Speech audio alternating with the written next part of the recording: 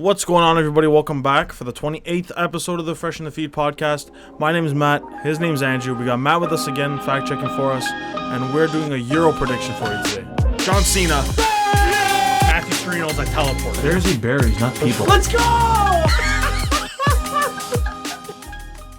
Okay, first of all, happy Canada Day. Happy Canada Day. Cheers to that. Salute. Cheers to that. Happy Canada Day. All right, so hot Canada Day. Very hot. It's beautiful outside, though. Yeah, fantastic. Yeah, it's supposed to rain all week. No, it's nice. But now we got lucky. Yes, sir. We have a big event awaiting us the next 2 days. The biggest summer event. It's going to be fantastic. I'm super excited. I know you're a big soccer guy just like I am. I've been paying a lot of attention. Yeah. Matt, not as big of a soccer guy, but you still watch, I would say. I watched last week, actually. I watched the game last weekend. A lot of good games last week. A lot of good games. I feel like this whole Euros has been pretty good. The group stage was a little flat for me until like that Portugal-Germany game. I think like really elevated everything. But all the other games were kind of boring. But the round of 16 and stuff have been great. Crazy. Every single game I can every say game was entertaining. A great game. Yeah. So we're gonna start. This is our Euro predictions. Me and Andrew are gonna give you our. Matt, you can give yours too. Who you think who you're gonna pick for each game. Me and Andrew are gonna give like a critical analysis of who we think is gonna make it. Yeah. So we're gonna start with Swiss and Spain. Swiss and Spain. That's what we're going with first. I'll go first. I'll take it first. First of all, you're coming off probably the biggest win in Swiss history. 100% against France. Former World Cup winners. Yeah. Like the favorites of the tournament being down. There's so many elements. I'm sorry to there is. from you, but there was so many like elements in that game that they overcame. Makes them like not a scary team. Like I don't think anybody's scared of Swiss, I think but sleeper. like you have to take them seriously. Yeah, for sure. Especially now that you think it's over at 3-1 and it's basically like a 3-1 comeback. Like 100%. Like literally like a series comeback almost. Yeah, That's bigger because they only had 60 minutes. 60 minutes. Not even. They were down 3-1 in like 30 minutes left. Okay, so some of the key takeaways, I think, just for this upcoming game, Swiss number 1, the striker Svedovic, or I don't know if I'm pronouncing that wrong. Yeah. He has to perform. Yeah. That's the only way they're going to beat this team. I said the same thing about France, but I still think they need to, and they showed up against France. They played 100%, great. Yeah. Against Croatia, it was a hard game for Spain. I think that there's still room for improvement just in some areas, only because it came late. Like there's still like if they let Switzerland do what Croatia did to them, right? It can be very, very, very close. Yeah, the Spanish team has been really underwhelming, especially because like us growing up, the 2 Euro Cups and the World Cup, they won like back to back. Yeah. Spain has always been a powerhouse. That this is the first year where like I was looking at Spain and it's did nothing to me. Nothing super special. Yeah, nothing special. Which is dangerous for them, right? Against a Swiss team. The only thing is, it's very fragile. I think. Spain can score, like they've proved they can score. Morata had a great game last game. Mm-hmm. I still think that you're going to have to score, but you're also going to have to defend really, really, really well, only because they can all, like Swiss is going to, like they've known for coming back, right? So they've had that comeback already. They can, and Croatia almost did come back against you, right? So you got to go in there strong and you got to defend. If you're going to go up early, you got to defend. I think that's the biggest thing. Yeah, I think Spain's gonna have most of the possession this game because Spain's gonna control that ball and kind of like break them down and stuff. I think counterattacking is gonna be huge for Swiss, and like Spain has to watch that counterattack. Yeah, but I think the game's gonna be a lot more tactical than fast paced. I think it's gonna be heavy Spain possession, trying to break them down. Yeah, and then. Yeah, I agree. Bag a few goals. Okay, so who are you going to take for this game? Go. I am going to end up taking Spain, even though I wouldn't be. It wouldn't be like a France upset if Switzerland did win, but I think Spain controls the game and just breaks them down. Pots 2-0. I'm going 2-0. I don't know if we're doing goals. I'm gonna 2-0. I'm gonna go Spain for a practical reason, only because I still think same reasons you stated. That I think they're still going to come out on top, only because like history and just the overall a better team, I think. And once you get later on in the stages, yeah, upsets happen, but Spain is still the better team, and they just faced Croatia, and it was a hard-fought game and shit like that. It didn't go to pens and got a little lucky. But I really want Swiss to win. Mm-hmm. I really do. I really hope they win. I just think Spain is going to come out. I think it's going to be 3-2, the final, Spain. Oh, you're big. Yeah, I think there's going to be a lot of goals. I think it's going to be a shootout. Sort of. I think Spain, especially what happened last round, I think they tighten up and they don't take the Swiss for granted. That's another reason I think Spain pulls it out. Okay, moving on to the next game. We're going to go Denmark versus Czech Republic. Denmark, wow, first of all. Coming off the gates hot in round 16. 100%. Beating Wales 4-0. You're doing it for Eriksen at this point. Yeah. People don't want to, like the Danish, they don't want to like think of it that way. Yeah. But you are doing it for him. That's motivating you, I think. It's 100%. Motivating a lot of the guys. 100%. So it's very important that they keep that. They're definitely going to be using that as like motivation. It's hard to not use as motivation. The Czech also did look great against the Netherlands. 100%. That was another upset, right? Yeah. It wasn't the Netherlands isn't as strong as a team as France, but still an upset there. A convincing win too, right? Yeah, like a 2-0. Didn't need extra time. Didn't need anything. They got it done. Yeah, I just think like finishing first of all was a problem for Netherlands. There wasn't a lot of stuff going on up top. They really couldn't finish. It was a little bit of a rough game for them. I think that the Czech did prove themselves to be somewhat serious contenders. Mm-hmm. But at the same time, I still think Denmark is really strong. Yeah, this is. I think. I don't want to say this is the tightest game to call. I think it probably is. It's one of the tight. Yeah, it's a tight. I think it's definitely one. Yeah, it could go either way. If not the tightest, the second tightest game to call. I just think that number one, Denmark has to show up. This isn't going to be an easier game for them. Like Wales looked easy. Yeah. Right, it just looked easy. I don't know how, but they showed up and looked easy. This game, I don't think is going to be as much of a joyride for them. So, my personal prediction, I'm going to take Denmark only because I think it's going to be a 1-0, potentially 2-1 win. But I'm going to say 1-0 Denmark, only because I like the way they look. And the Czech are hit and miss, sort of, the way I watch them play and stuff like that. What do you think? I'm going to actually check. I'm going a 1-0 game. I think it's going to be. I think this game's going to be boring. Yeah, I think so it's going to be evenly matched. I think both teams are going to go back and forth, but nothing crazy. I think Czech's going to end up scoring off like a corner or something in like the 70th minute and just like lock it down. Yeah, I think they're just going to lock Park down the fucking bus. And I don't think Denmark has anyone who. I don't think either team. I think if either team goes up 1-0. I think they'll be able to like shut it down and defend. I don't see it like because I don't think either team has the ability, especially with like Eriksen being out, to break down the other. Yeah. So I'm going 1-0 Czech. Yeah, I think it's gonna be close. I think it might even go to like extra time, pens, whatever. Right? Yeah, exactly. It's gonna be super close. Okay, moving to the next game. I'm gonna save the best for last because you know me. We're gonna go England-Ukraine.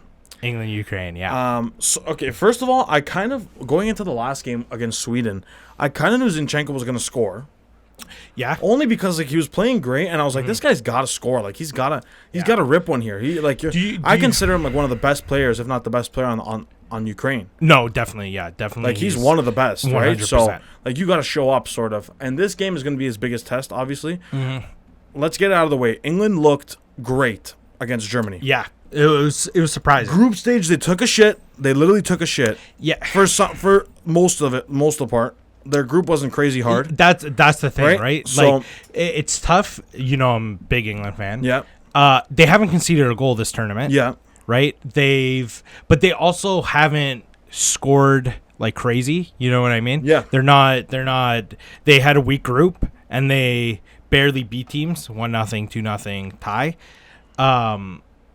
So it's interesting, but England's looking great. Yeah, I think they're like Ukraine, like Denmark, like Swiss, like Croatia. I think there's a lot of teams that rally. Mm-hmm. So if you're England, again, you have to either go up early or it's going to be a battle the whole game. Like you got to go up 2-0 early or 3-0 early. Yeah, and you got to going into the half, or it's going to be a fight, a dog fight the whole game. The thing about they're not guys that back down Ukraine, so I think it's still going to be a good contest for them. But overall, I think it's still going to be interesting to watch. I think that's what scares me about this matchup is I think England's already looking at the final like because they are on the easier side of the bracket, that they'll won't be able to break down in Ukraine. They'll take their time. They won't take too many risks and stuff. And they won't be able to break down Ukraine, and then Ukraine hits a counterattack, and it's 1-0. Corner, and you can't exactly right. And that's the only thing. England should win this every day of the week. Yeah, they play 100 times, 99 times England should win this, but it's that one time that that's like scary for me, right? But on paper, England has such a player for player, every player beats the Ukraine. Yeah, team, it looks right? great. Yeah. Luke Shaw had a great game, and Southgate had a great game last game too. Yeah. They looked really good. I forgot to mention the Czech and the Denmark game. 5 out of the 6 games they've played have been ties. Have ended in draws. Damn. Right, so it's gonna be close. Yeah. I think this one can be close. I think Ukraine can rally only if they like England doesn't go up early. Just like I said. So my prediction, I'm gonna take England. And I think the score is gonna be 3-1. 3-1. 3-1. Only because if it's not 3-1, it's either going to go to extra time or it's not going to be like a 1-0 victory England. It's got to be big. Yeah. I think go big or it's going to be too close. I think it's going to be a 2-0. I think but that 3-1, I think if it is a 3-1, I could see it being 1-1 until the 80th minute and then England potting one and then one in the 90th. That's the only thing. I'm scared. Okay, you have to give Ukraine their respect, right? You can't take them for granted and all that. But I also don't think you have to give them that much respect where you have to go so defensive. And that's what I'm scared they're going to do. They're going to go so defensive. Ukraine's going to score a corner, and then it's you're going to have to make your subs and create something, and you're going to have to score, and it's going to be a little too late. Yeah, that's why I think if England comes out, I think they have to be aggressive. Only have one CDM. You don't need 2. And exactly. You don't have to give them so much respect. You know what I mean? Yeah, exactly. Try to try to get up early, and then you could swap out your main guys for the next round and coast a little bit. Yeah. I agree. Yeah, 2-0 I'm going in there. Okay, now the most controversial for myself. You're a big England fan. Unfortunately, Portugal is out, or else you would have been super. This would have been the battle, right? This would have been what everybody wanted to see would have been Portugal, Italy. Unfortunately, Belgium got the best of them just for the one lurky goal. Okay, Italy, Belgium. Yeah. I'm not going to say my prediction because you already know what it is. Mm-hmm. Some key things that I want to take away from this. This is the most important game, obviously, to me. Number 1, Chiellini's coming back. Mm-hmm. Chiellini's playing in this game. He's the old man. He's the experience. He's everything you got in the mid. You don't have someone inexperienced. You're going to be playing solid in the back. Number 2, you have to... Okay, I'm not going to go into... I have my starting lineup here for you because I'm extremely passionate. So the way the substitutions are going to work, that I think has to benefit Italy, is Chiesa, the right winger, cannot start the game. Yeah, I totally agree. He cannot start the game. He's a big energy guy. Big energy guy. Yeah. The only way that this works and Italy wins the Euro in this scenario, you're going to end up playing Spain most likely in the next round. You're going to end up playing whoever in the finals, right? Yeah. The way you do this is sort of like a 1-2 punch. If you're down or you're tied in the 60th minute, the 50th minute, there's a lot of people that live near me, a lot of my friends, a lot of my people that think it's very controversial that, we should start Chiesa. Yeah, no. It is a bad decision only because it's like having LeBron on the bench. Okay, maybe not LeBron. Yeah, he's not the best player on the team, but I get it. You know what I mean, right? Yeah. It's like having that like Sean Livingston, sixth man, right? You have someone that's going to come out and be better than your starter. So you have that spark that you need in the 60th minute. Yeah. When he comes on and Locatelli or whoever, or Pessina comes on or whoever in the mid, there's that extra spark that gets you those. That's why you win in extra time with the 2 goals, right? That's why you move forward. That's why you're aggressive. You're attacking. The fresh legs are not just fresh legs; they're fresh minds, right? So it works in a lot of different ways. Exactly. Yeah, I think those guys are so important to come on later in the game because the fullbacks will be tired and they have so much space, so much pace and energy that they could actually get behind and stuff. So yeah, that's why I agree with you. I don't think he should start, especially against such a great team like Belgium, who's going to play like we've seen against Portugal. They play so far back, that you can't beat them on pace in the beginning. because they just sit back and just wait for you to come to them, and then they counterattack, right? Yeah. Like it's their center backs are slow. Yeah, but they're very experienced. And so experienced, and their positioning is great. Yeah. And they just sit so much farther back so they don't have to get into those one-on-one races. Yeah. And then it's... That's what they played against Portugal. They played Vermeulen, Vertonghen, and Alderweireld. Yeah. All experienced vets. So, all experienced. Alderweireld's the only one that's got really some pace to him. Yeah, I guess. Yeah, all really strong guys. Very strong. Yeah. So the back is there for them. The back's there for Belgium. Obviously, the mid's there, and the attacking is there. But... The way you approach this, I'm gonna give you my lineup just because I'm so passionate. Obviously, so obviously you stay with the 4-3-3. Mm-hmm. Yeah, I'm gonna start with Donnarumma in net. I'm gonna go Spinazzola on the left, Chiellini, Bonucci, Di Lorenzo. Then I'm gonna go in the middle. I'm gonna go bold. I knew it was coming. I'm gonna go Verratti, Jorginho, and. This is controversial. The third, a lot of people want to start Barella. Yeah. You're not. But because you're gonna end up if he ends up taking off Verratti for Locatelli. Yeah. Barella, you're gonna have to start, I guess. But I would much rather prefer Pessina just because he's so much like I feel like he just adds this fresh approach. Yeah. That is he has like some flaws and stuff, and you kind of want him as that refresher in the mid. But I feel like it'd be good to start him. Mm-hmm. But if it works, it works. It's been working so far. So you keep Barella there. He's going to keep Barella, I think so. Yeah. And obviously you start Insigne, Immobile, and Berardi. Only because Berardi, a lot of people don't like. They don't like them. They don't like the way he plays and stuff like that. I speaking from experience of people I know. Here, you want one of these? Yes. I feel like Keza, you take it. If Berardi's not performing, either way, you take him out at the 60th, start with fresh legs, and you're looking good. Yeah, you're not. That's my lineup. Obviously, I'm going to take Italy here. I'm going to take them 3-2. Man, you're big scores. I think there's going to be a lot of scoring in this game just because we saw them go through the whole group stage and how many ever games before the group stage, international games where they hadn't conceded a goal. Mm-hmm. And then you play Austria. Austria's a battling team, and they end up conceding that one goal, right? It looked really bad, and I think the floodgates are kind of a little bit open. But I think the D stays firm. Experienced guys, you have pacey guys, and I think the biggest key to the game that I've said this entire tournament, and I think it's going to go down right to the finals, the one person that's going to win you, if you're Italy, if you're Mancini, the only person that's going to win you this Euro is Leonardo Spinazzola. Okay? The left back. He's going to win the Euro single-handedly only because this team is so dynamic when he pushes, when he plays in the mid, when he can move up, he can cut in on the wing.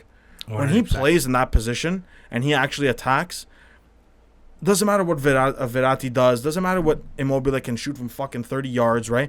He is the key to this game because he opens up everything. Everything just opens up so much wider. We saw it in the first game and we saw it a little in the second game. I think that's the biggest key. I'm taking Italy 3-2. I'm going 2-1. I'm going extra time too. I think a big thing for Italy too, and they got lucky, is no Hazard and no De Bruyne. Yeah, your semifinal is gonna look like, Italy, Spain, Czech, England. Yeah, that's what yours is looking like. Mine's gonna look pretty much the same, except mine's Italy, Spain, Denmark, England. Yeah, I think pretty considering that like. Everyone thinks that the right side of the bracket's much easier. Mm-hmm. I think everyone kind of deserves to be there. I don't think anyone you could say that like got lucky. Yeah, no.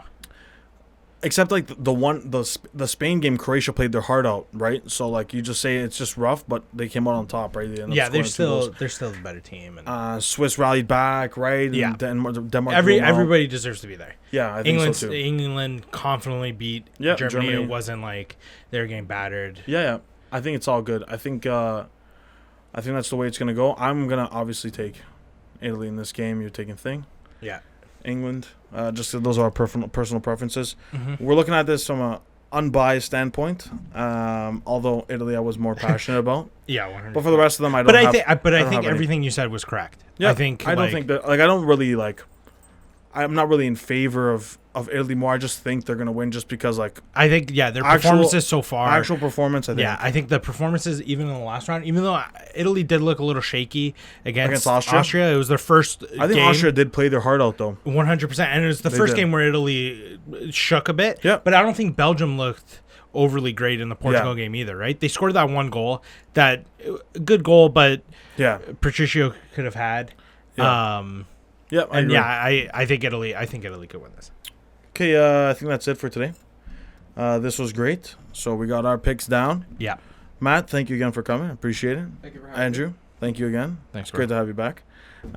If you're watching this, check out the link in the description. All of our tags are down there. Instagram, TikTok, Twitter. If you're listening to this, check out the podcast in full video on YouTube. And if you're watching this, stay updated with our polls that we post on Instagram for the Euro. There's one every game, so let us know who you think is going to win. They're posted the day of. Okay, so that's it. That was our Euro predictions. That's it for us today. We refreshed your feed so you didn't have to, and thanks for watching. Peace out.